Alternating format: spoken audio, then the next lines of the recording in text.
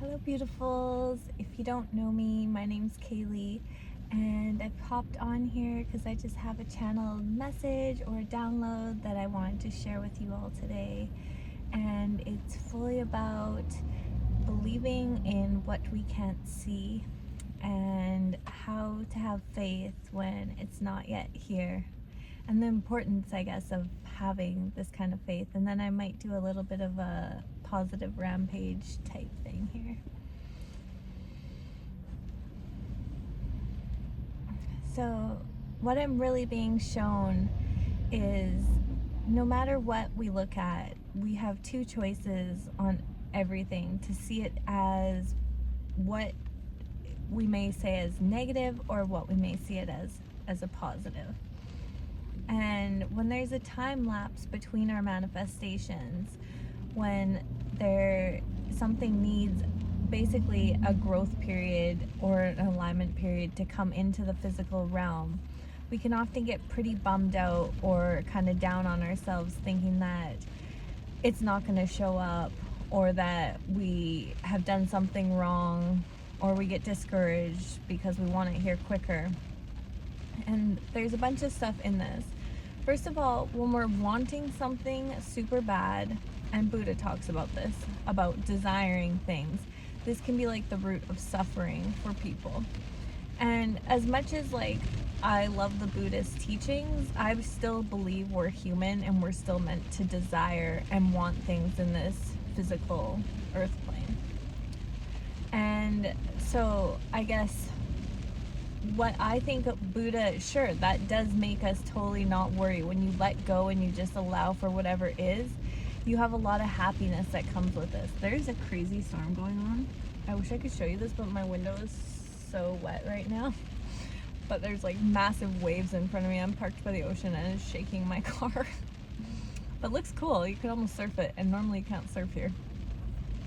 But sorry, off topic. But basically, I believe that you can still want and desire things and then let go and allow for there to be no more suffering. And the way that you do that is just the truth and knowing that that thing you want is going to come. And just knowing that there is maybe going to be a long wait for it, and that there can be a long time, because God or the universe or source knows the perfect divine timing for this to come into your life, more than you could ever realize. So that the more that we can just accept that we've asked and trust that it's going to come to us, and have faith in our heart that this law and this is the reality of creating and manifesting, the quicker it's actually going to come. And you're not going to be bummed out, suffering, waiting, feeling like, you are a terrible manifester, things aren't working out for you. And there's a few other things to unpack with this. There's actually so many different angles that you can take for really looking at the time lapse between something coming. We don't really want something to come right away. And I spoke about this in one of my other videos briefly. If you just pressed a button and you got everything that you ever wanted right now, right in this second, you might think it's great. But after a few years of doing that, you'd be so bored, because things would just be showing up exactly how you thought. You'd get everything you wanted. Everyone would be in the same way. There wouldn't be any excitement. There wouldn't be any, magic to how things will fall into place. And also you'd get kind of bored, because you're just like, okay, I choose everything, here it is. And so I think that the universe is designed so perfect that we actually get to have that magic of the unfolding and the waiting and, the meeting of someone, or the dancing with life, in the way that things are just so perfectly orchestrated. And another thing with that is, you don't plant a seed in the ground and you're upset that it's not just grown. You don't just think of your thoughts and your manifestation as a seed. You've put it forth, you've put that thought in the ground, and there's a time for that seed to sprout and to become what it's supposed to be. And the same as if you have some negative thoughts. Sometimes you have a bummer week. We all have bummer weeks. And if we put that thought in that my life sucks, or I'm never gonna find a job, or I'm so broke that I'm gonna end up on the streets, if that just grew into a manifestation just like that, that would be awful. Like, we would just, there would be the good and the bad with all of this, because everything's duality. So it's like you want to build momentum around the good thoughts and just have faith and trust that they've been planted, they're growing, and the rest is up to God, and the rest is up to the universe or source or your higher self, your subconscious mind, whatever you believe in orchestrating this. And that's the beautiful unfolding that we really need to be patient with, and just wait through, to have our manifestation show up. And the more that we start to feel like it's not here, or I'm doing a bad job, those are also manifestations and thoughts that we're putting forth in the world. That's how important like our thoughts and being aware of our thoughts really are. And that's one thing that I really recommend for meditation, and being, I guess, giving yourself a quiet time to clear your mind. Because if you do this and you actually try to allow yourself to sit with no thoughts, or when thoughts pop up, you just kind of let them leave. Like, you can set a timer. You'll start to see what those little nagging thoughts on your brain are. And it's really good for raising awareness and bringing light to the inner dialogue and everything that's actually going on in the subconscious mind. Because your conscious mind is one thing, like, we kind of know what's going on, but then there's also these things that are just kind of hanging out in the background, and I actually noticed this when I was pregnant and I was feeling kind of nauseous. And so we were driving. Every time we drive, I was feeling so nauseous. And so I was playing this silly game on my phone to try to make me not think about it. But when I was doing that, it was actually like kind of putting myself in a meditative state. And I was just having all these like incoming thoughts that were so old, that were on my subconscious mind, that I was like, whoa, I really haven't dealt with that. It was almost like a form of meditation. So, I mean, there's different ways, I guess, that people can get into these subconscious meditation type thoughts, but I find meditation's really good. If you just set and start setting 5 minutes, you can up it to 10 minutes or however long you like. But just, it really helps bring awareness to what are these thoughts. Are they benefiting? Are they positive? Are they negative? And from there, we can acknowledge them and see if they're beneficial, or we can transmute them. And that's what this channel is all about, is really like alchemy and transmuting our thoughts into something that is more desirable for what we're actually wanting in our life.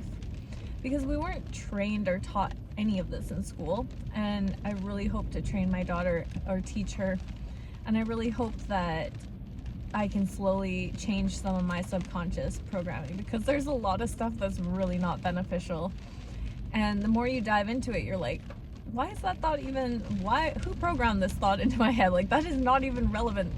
And I noticed it the most around money. We were never poor. We never had a really, we had a beautiful life. My parents gave us everything, as far as like, we always got to do what we wanted, and we always did everything. But there's there's all these little dialogues, like, you have to work really hard for money, or there's like, you need to sacrifice, kind of, that's just life. Little things that we've been taught, not just from my parents, but from like the whole education system. So much of school, like, you're either good or bad. You get a good grade, you get a bad grade. Like, so much of things are not, to me, that's not actually a reality of like who our soul is and what the world is. We have a lot of these little programming, and I'm sure some are devastating, and some people have been told that they're worthless, or that they won't amount to anything. But it's like, you have to really, there's so many things that you really have to look at and be like, why do I think this, and who taught me this, and is that even a truth? Because no, we're all equal. We're all loving at our core. I believe we are all meant to unconditionally love and coexist together. And I believe we're supposed to feel at peace and in love and in harmony and in joy, and have, not so much fear in our lives. And sure, I believe that hard work is great when you're doing it out of joy and out of love. And like, there's so many things that, you know, you can find as a job that you can love to do, even doing the dishes or finding like house stuff. Like, I'm not saying to never do hard work, but I'm saying, like, is that what controls your life, that you have to work so hard, or you believe money can't come in unless you're working super hard? Or like, you know, I feel like I've so many times kind of burnt myself out because I was working 2 jobs, or I would take on so much work at work. I was doing twice the work that the other girls were doing. And it was like this inner dialogue of like thinking I would make more money, or that I had to do that to be worthy of receiving money. And the truth of the matter is no, there's a lot of jobs that I can do that I absolutely love, that are not near as hard, that can also bring wealth and abundance and prosperity. So there's just a few examples from my life, but like, having that patience is key to changing these thought patterns. And the biggest one is just really realizing and knowing that no matter what, the work you're doing to change these thought patterns, 11:11 on the clock, it's fully sinking in. It's going to make a difference. You just have to stick at it with, you know, I guess, just being conscious and just keep repeating. And each day it's going to get a little bit easier. That was another thing that I had told myself, is that it's hard to change your thoughts, or it's hard to change your mind once you're older, because it's like you hear the thought, old dogs don't learn tricks, or whatever it is. And that again is like crazy. Like, sure, probably old people don't, because they believe in this saying, and like believe that their brain's deteriorating, and believe that they're gonna get Alzheimer's, or believe that they're slower, or like their brain doesn't have enough room in it. But there's so many old people that are so sharp and so with it. And I really, like, you can't just summarize that that we're just all deteriorating. Maybe because we all believe that. I also think that with aging, I'm off topic again, but have you ever thought about it? Like, there's certain groups of people in the world and pockets that live super old, and they're still in like an urban setting with a city.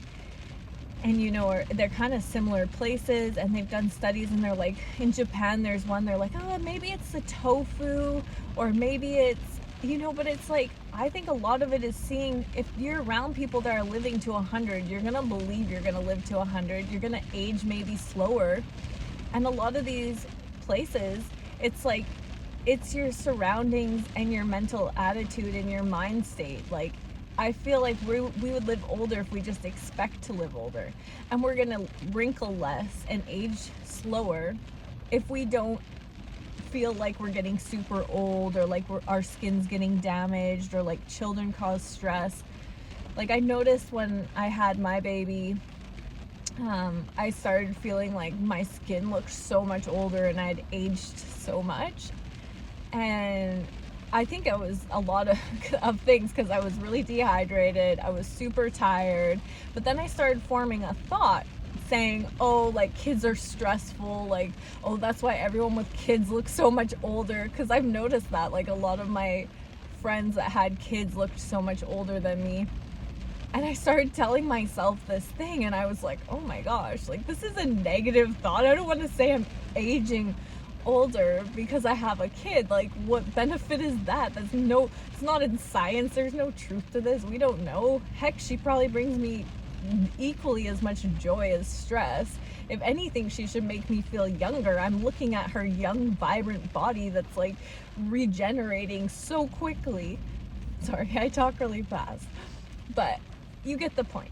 Sometimes our mind likes to tell us these little tricks of just some randomness that has no actual truth, and it really isn't benefiting. And that's where I think that we have to just really be patient, look at all these things, take the time, really analyze them, and then transmute them. When they pop into your head, say stop, transmute, and state the opposite thing to that.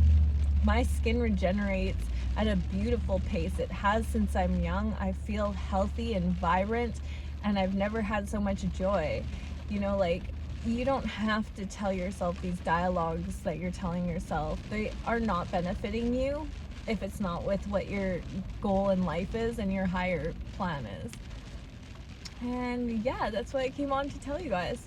So I hope that you found something useful with this, and I love you guys so much. I hope you have a lovely day, and best wishes. I'll try to show you the ocean here. If I can show you. I don't know if you can see.